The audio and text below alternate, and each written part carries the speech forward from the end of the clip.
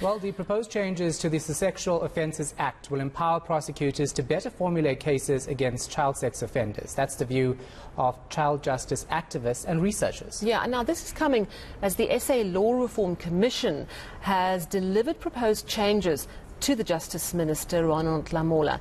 ENC's Barry Bateman reports. They're the most vulnerable in society. Our children are the future. But they need protection. Sometimes the law falls short, and so do those who are tasked with protecting children's rights. We've put into the legislation very strong provisions, getting the Department of Justice, the police, the health professionals, social development, education, correctional services, to see that they all have to come to this party. Because if they don't, children fall between the gaps. Joan van Niekerk had a hand in writing the proposed amendments.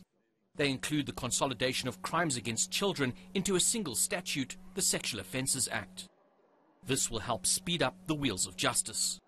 At the moment, we have delays in formulating charges because there are offences that are spread across a number of pieces of legislation.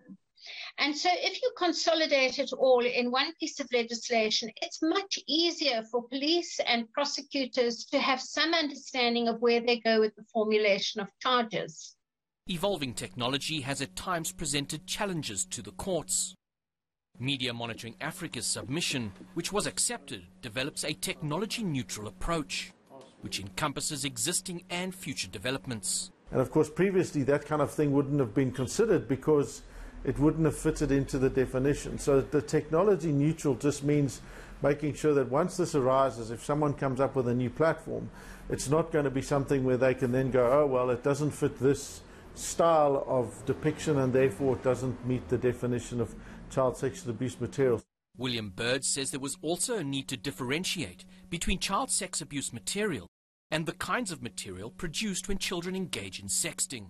But you also don't want to be saying that that child who then takes images of themselves, or if they're in a consensual relationship with another child, for them to then say that if they're sharing those things, that they somehow then guilty of sharing child sexual abuse material. You don't want to criminalize them. The criminal justice system is a horrible thing, and we don't want to be putting children into it.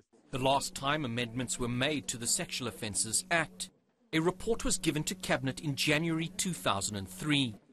The legislation was passed in 2007 and only implemented in 2010.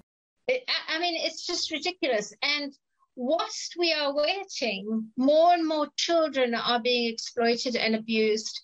Van Niekerk has urged Justice Minister Ronald Lamola to prioritise the proposed amendments. Barry Bateman, Johannesburg.